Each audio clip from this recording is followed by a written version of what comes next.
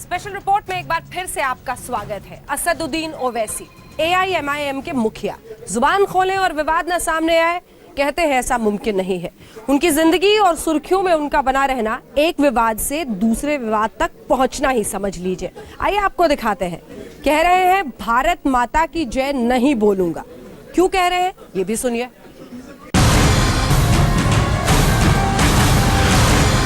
मैं नहीं लगाता नारा, क्या करते आप? नहीं बोलता मैं। मेरे गले पे छुरी भी रख देंगे तो नहीं बोलूंगा मैं, क्योंकि हिंदुस्तान के कॉन्स्टिट्यूशन में कहीं पर भी लिखा हुआ नहीं है भारत माता की जय बोलना। ये असदुद्दीन ओवैसी के विवादनामे का नया अध्याय है।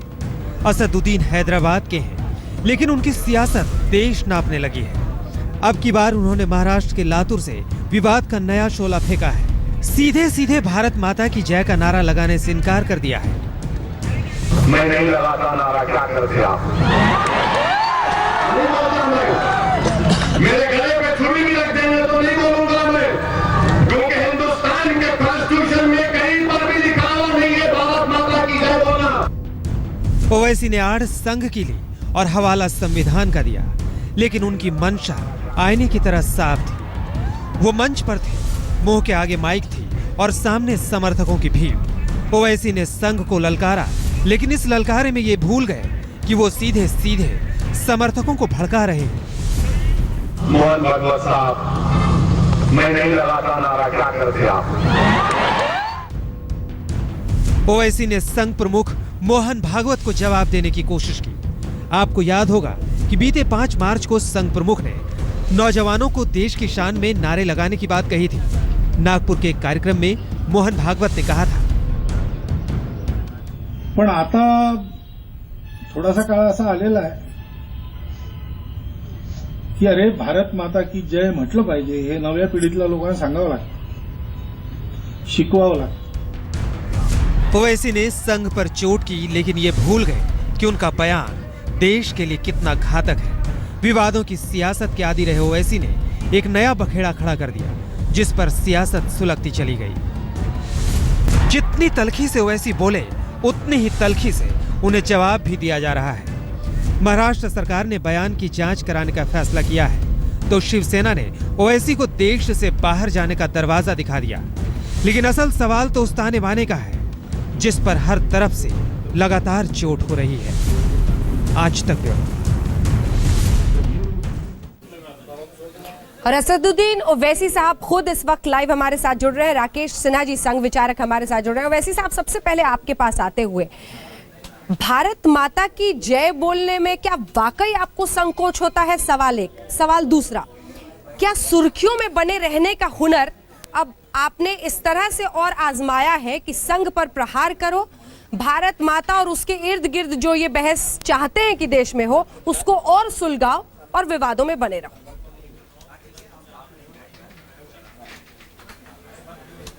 आपका जो दूसरा सवाल है वो बिल्कुल गलत है, उसमें कोई सच्चाई नहीं है।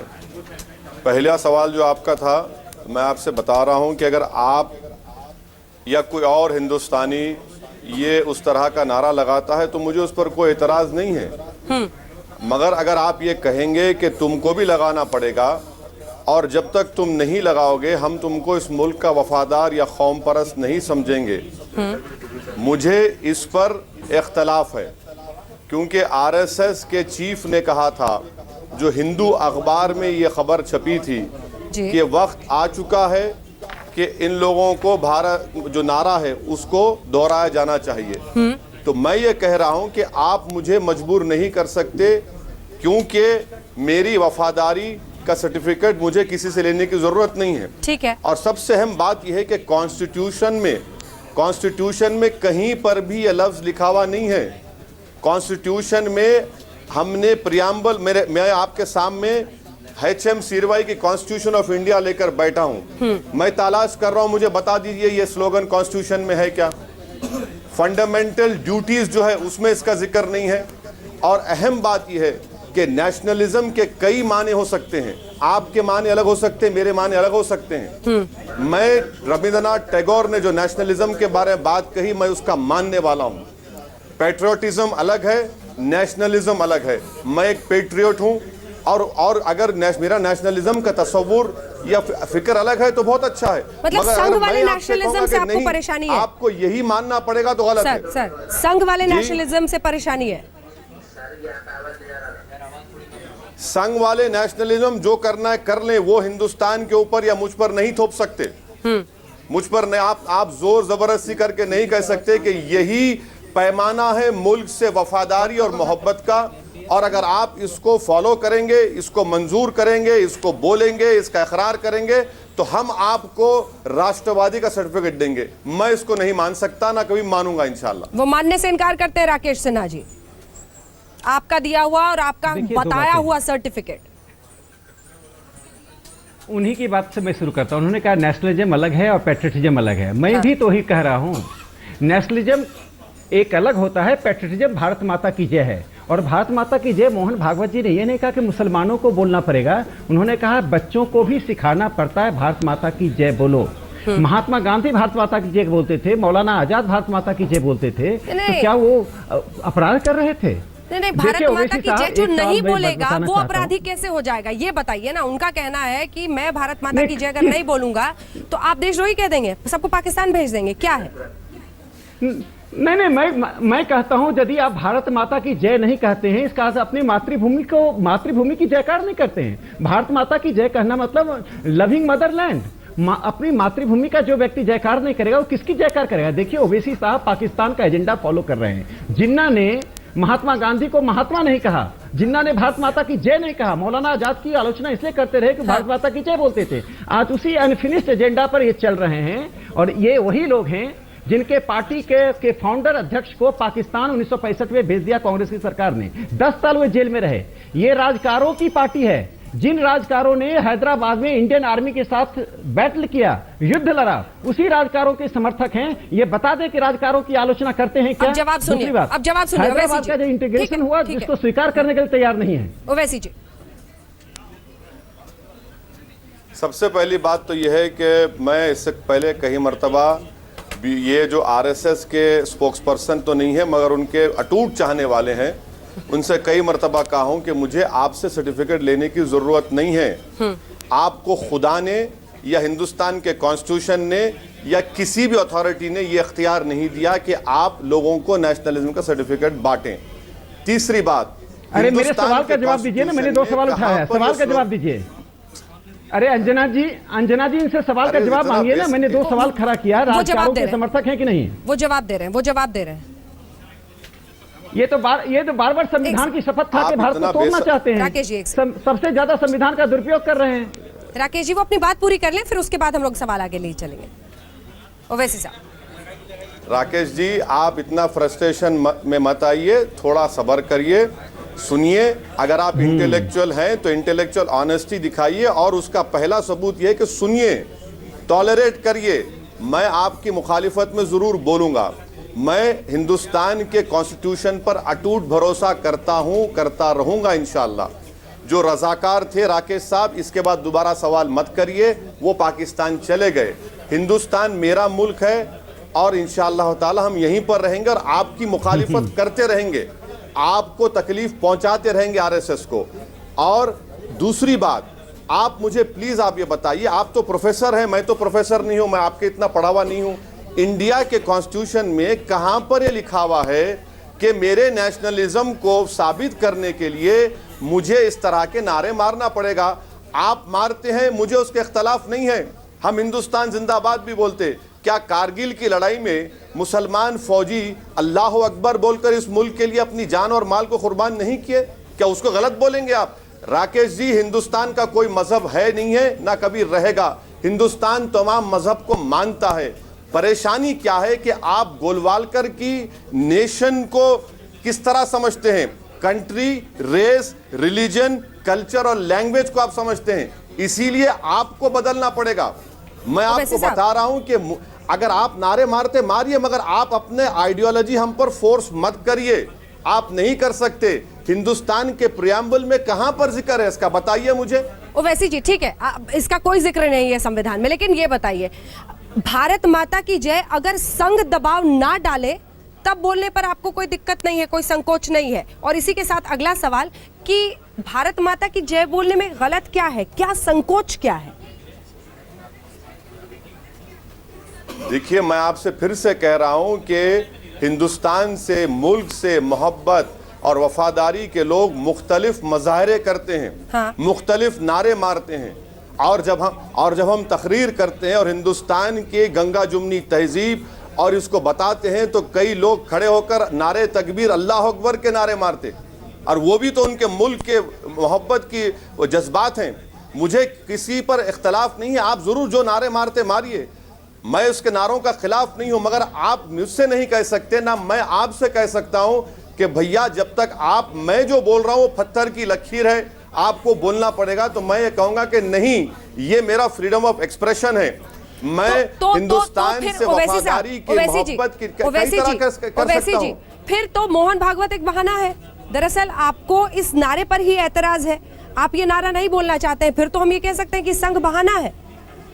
नहीं, संग बहाना नहीं है। मोहन भगवत का बयान जो हिंदू अखबार में छपा, आप देख लीजिए। और बार बार जब से जेएनयू की कंट्रोवर्सी हुई, संघ के तरफ से यह बोला जा रहा है कि इनको बोलना पड़ेगा, नहीं तो इनको भारत छोड़ना पड़ेगा। हिंदुस्तान के कॉन्स्टिट्यूशन में लफ्ज भारत का जिक्र है, उसके बाद कुछ भी जिक्र नहीं है। ये संघ की आइडियोलॉजी हो सकती है, ये कॉन्स्टिट्यूशन नहीं कहता हमको ये बात। ठीक है, ये अगर मैं संघ के खिलाफ बोलूंगा तो क्या मैं एंटी नेशनल हो जाऊंगा? तो ये जो पूरी थ्योरी है कि देश को भारत माँ बनाओ, आपको उस पर एतराज है, क्योंकि अपने आप में ये एक थ्योरी है जिसमें ये प्रोपोगेट किया जाता है कि भारत एक हमारी माँ है, उसको बचाने के लिए बेटों की जरूरत है, सब ललकारते हुए सामने निकलते हैं। क्या उस थ्योरी को आप डिफाई कर रहे हैं सर? प्लीज, आपने बेहतरीन सवाल किया। मुझे बताइए कि हम इंडिया को रिपब्लिक बनाए हैं। रिपब्लिक कैसे बनाते? हम रिपब्लिक इसलिए बनाते कि लोग वोट डालते। 15 अगस्त 1947 को हमने इसको रिपब्लिक बनाया। तो रिपब्लिक कैसा बनता है मुझे बता दीजिए। रिपब्लिक बनेगा जब वोट पब्लिक इसको रिपब्लिक बनाएगी। तो इसमें आप जो कह रहे हैं कि वो कहां से आता है, उसमें आता ही नहीं है वो बात। जवाब दीजिए राकेश जी, हमारे जो कॉन्स्टिट्यूशनल ड्यूटीज है उसमें उसका जिक्र नहीं है। देखिए, आप अपनी थ्योरी पर दबाव बनाए, थोपे। हाँ, नहीं, ओवैसी साहब के दो चेहरे पर बोल रहे थे कि विमर्श ऐसे होता है। मुझे प्रोफेसर का लफ्ज सुना रहे थे। उन्होंने जो भाषण दिया, जिस प्रकार का लफ्ज का उपयोग किया, किसी भी भारत के सांसद से, किसी भी भारत के राजनीतिज्ञ से ऐसी अपेक्षा नहीं है। आप आरएसएस की आलोचना कीजिए, जिन लफ्जों का उपयोग आप करते हैं, जैसे लोगों को भड़काते हैं। और भारत माता की जय, भारत माता की जय जो नहीं बोलेगा वो पाकिस्तान माता की जय बोलेगा क्या? यह तो वही थ्योरी चला रहे हैं कि भारत का जयकार मत करो, भारत माता की जय का मतलब भारत का जयकार मत करो। देखिए, हर हर महादेव और अल्लाह, वो भी इस देश मेरी बात सुन लीजिए अंजना जी, मेरी बात पूरी कर। वो भी मेरी बात सुन लीजिए। अल्लाह हो, बीच में बोलने का मेरी बात नहीं, एक तरफा बात नहीं है। नहीं, आप अगर इधर आपको एतराज है तो एतराज उधर भी होना चाहिए बराबर से। संसद में दोनों पहुंचे। आप मेरी बात सुन लीजिए, अरे मेरी बात सुन लीजिए। अल्लाह अकबर और हर हर महादेव पर किसे आपत्ति है? लेकिन भारत माता की जय ना अल्लाह अकबर है ना हर हर महादेव है। यह तो दोनों से ऊपर है। अपनी मदरलैंड को जो नहीं मानता है वह देश प्रेमी हो सकता है क्या? जो वंदे मातरम नहीं गाता वो देश प्रेमी हो सकता है क्या? ये अभी तक जवाब नहीं दिया कि राजकारों की निंदा करके दिखा दे। राजकारों की निंदा नहीं कर सकते हैं ये। राजकारों ने हिंदू महिलाओं के साथ रेप किया, जो भारत माता की जय नहीं बोल सकता वो देश को प्रेम नहीं निंदा करके दिखाएं। ठीक है, वो देश को प्रेम नहीं कर सकता। क्या सवाल है इनका? उनका कहना है कि जो भारत माँ की जय नहीं बोलता वो देश से प्रेम नहीं करता, जो इससे बचता है वो देश से प्रेम नहीं करता है। अगर मैं हिंदुस्तान जिंदाबाद के नारे मार रहा हूं तो क्या है, गद्दारी है? हिंदुस्तान जिंदाबाद के नारे हर शख्स लगाता है। मुझे बता दीजिए कि इंडिया के कॉन्स्टिट्यूशन में ये लफ्ज कहां पर है? आप बताइए मुझे। नहीं, मुझे बताइए। हिंदुस्तान मेरा वतन है, वतन अजीज है। आपत्ति क्या है? अरे नहीं, मुझे बता। नहीं, मुझे ओवैसी साहब सवाल का जवाब दीजिए। भारत माता की जय में आपत्ति क्या है? क्या आपत्ति है आपको? क्यों नहीं करते हैं आप? मोहन जी नहीं, महात्मा गांधी की बात मान लीजिए। क्या सुनो, आप जिस ढंग की जवाब भाषा सुनिए ना आरएसएस के राकेश खिलाफ जी। आपने बोला ठीक है, है, आपने जो सीधे सवाल उत्तेजना पूछा। पैदा कर रहे हैं, आप हिंसा पैदा करना चाहते हैं, देश को तोड़ना चाहते हैं, देश ओवैसी को जी। तोड़ने के आप एजेंट बने हुए हैं ओवैसी साहब। ओवैसी जी जल्दी से इसका जवाब। राकेश जी, अंजना आपको जी, मुझे जितना निकलना बोलना है है किसी- बोल लीजिए। शायद इस तरह बोलने से, अरे कहाँ भाग रहे हैं? रुकिए ना, अभी तो मजे की बात हो रही है। कहाँ अरे भागने आप की अरे बात आप कर रहे हैं? अरे आप बैठिए, दुई सुनिए हमारी बात राष्ट्रवाद को। के अवशेष अरे हैं। कहाँ भाग रहे हैं? जिन्ना ने ठहरिए, जो अवशेष छोड़ दिया है वही अवशेष साहब हैं। अरे राकेश जी क्या सुनूं जवाब आपसे? सुन लीजिए। राकेश जी जवाब अरे सुन लीजिए, ये आखिरी जवाब है, ये जो आखिरी लोग जवाब कहते हैं है। 15 ओवैसी मिनट के लिए सेना हटा दो, हैदराबाद में क्या हालत हो जाएगी? हिंदुस्तान को बर्बाद करने का अरे ठेका आपने ले भाई, लिया सुनिए है तो और सही। हिंदुस्तान के 125 करोड़ अरे जनता राकेश आपको जी- जवाब देगी। अरे हाँ, बिल्कुल बिल्कुल राकेश जी, आप ही नेशनलिस्ट हैं, आप दूध के धुले हुए हैं, आप दुकान चला रहे हैं 1950 अरे भारत माता की जय बोलने में जिसे आपत्ति है वह देश प्रेमी कैसे हो सकता है? मुझे उसका उत्तर चाहिए, उसका तर्क चाहिए। अपनी माँ का चिरहरण करने वाला व्यक्ति राष्ट्र प्रेमी नहीं हो सकता है। आप राकेश भारत जी- माता का चिरहरण आज से नहीं कर रहे हैं, 47 के पहले से कर रहे हैं और जिन्ना के अवशेष है भारत में। अच्छा, राकेश जी, सन 57 की जंग आजादी आरएसएस के फतवे से शुरू नहीं हुई थी, मुस्लिम उलमाओं के फतवे अरे से शुरू हुई 57 में थी। भारत माता की जय और से शुरू हुआ हमने था, फांसी भारत का- माता की जय से शुरू हुआ था, भारत माता की जय से। अरे सुनो राकेश क्या जी, सुने? इतना आपने इतना जिस ढंग का उतारे क्यों पड़ भाषण जा दिया रहे हैं? हैदराबाद में, उस अरे भाषण को कोई भी सिविल सोसाइटी स्वीकार नहीं कर सकता है। आप आरएसएस के प्रति कौन सी भाषा का अरे, उपयोग आप करते इतना हैं पब्लिक मीटिंग्स में? क्या अरे, वो आप स्वीकार है? इतना राकेश जी, किसी आप सांसद इतना से ऐसी अपेक्षा कर सकते हैं? अरे आप जिस ढंग अरे की भाषा भाई, का उपयोग इतना करते हैं पेट में पब्लिक दर्द मीटिंग में क्यों और हो आप रहा है? मुझे सुन कहते तो हैं मैं लीजिए। उत्तेजित हो रहा हूं। पेट में दर्द क्यों नहीं होगा? आप देश तोड़ना अरे, चाहते आप हैं, देखिए, आप जिन्ना आपका- की राजनीति को रिवाइव करना चाहते हैं।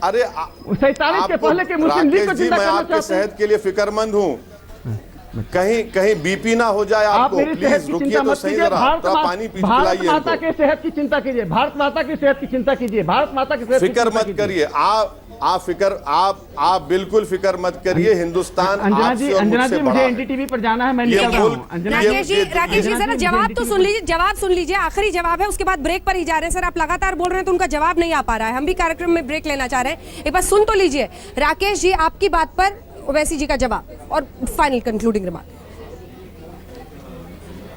मैं कंक्लूडिंग में यही कहना चाह रहा हूं कि आप किसी को मजबूर मत करिए कि जैसा राकेश जी बोल रहे हैं कि आपको बोलेंगे तो आप इस मुल्क के वफादार हैं, नहीं बोलेंगे तो गद्दार हैं। ये किसने कहा?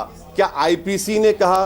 कॉन्स्टिट्यूशन ऑफ इंडिया ने कहा? हाँ, मोहन भगवत ने कहा। मोहन भगवत तो खुदा नहीं है ना, मोहन भगवत तो हिंदुस्तान नहीं है, मोहन भगवत आरएसएस हिंदुस्तान नहीं है। आपकी राय हो सकती है, मेरा एक ही सवाल है, कॉन्स्टिट्यूशन में इसका जिक्र नहीं है। मैं फख्र के साथ कहता आ रहा हूं कि मैं एक हिंदुस्तानी हूं और इंशाअल्लाह ताला हिंदुस्तान के लिए और मजबूत करने के लिए काम करते आए, करते रहेंगे। मुझे ना कांग्रेस से सेकुलरिज्म सर्टिफिकेट जरूरत है, ना आरएसएस से कोई वफादारी नेशनल सर्टिफिकेट जरूरत है। जी। कल रविशंकर के इतनी बड़ी मीटिंग में पाकिस्तान जिंदाबाद के नारे लगाए गए, कहां गया इनका नेशनलिज्म? जब पेट में दर्द नहीं हुआ इन लोगों के। चलिए इसी के जहां साथ अब- कन्वीनियंट होगा ठीक है। वहां बात कर लेंगे। इस बहस का अब यहीं पर अंत करना पड़ेगा। आप दोनों का बहुत बहुत शुक्रिया। देश मत तोड़िए, बस भारत माता की जय बोलकर यहाँ से जाइए। नहीं, राकेश जी, आप पैंट पहन रहे हैं, अच्छी बात है, सोच बदलिए। चलिए इसी के साथ इस बहस का अंत करते हैं। पेट में किसी के दर्द नहीं होना चाहिए। जब देश की बात हो, देश बहुत बड़ा होता है और ऐसी छोटी छोटी बातों पर बहस के जरिए उसको छोटा करने की जरूरत नहीं है। लेकिन हाँ, राजनीति और सियासत का जरिया जब देश बनने लगता है तब बात चिंता की होती है। आप दोनों का बहुत बहुत शुक्रिया। हैदराबाद की एक अदालत ने विजय माल्या के खिलाफ गैर जमानती वारंट जारी किया है। बैंकों के 9,000 करोड़ डकारने के आरोपी विजय माल्या की मुश्किल बढ़ गई है और पुलिस। पैसे वाले बाबू मेरा बजट बना दो, पैसे वाले बाबू मेरा बजट बना दो, बजट बना दो, बजट बना दो। पैसे वाले मेरा बजट तू बना दे, थोड़ी सी